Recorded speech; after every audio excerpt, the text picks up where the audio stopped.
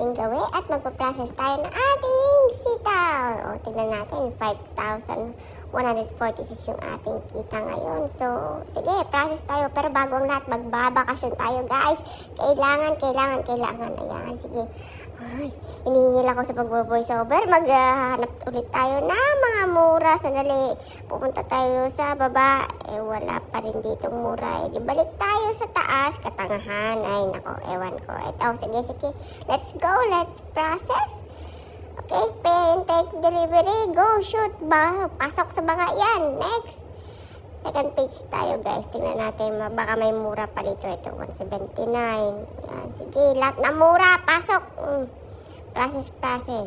Diyan tayo magaling eh. Sige, go. Let's go. Sa go.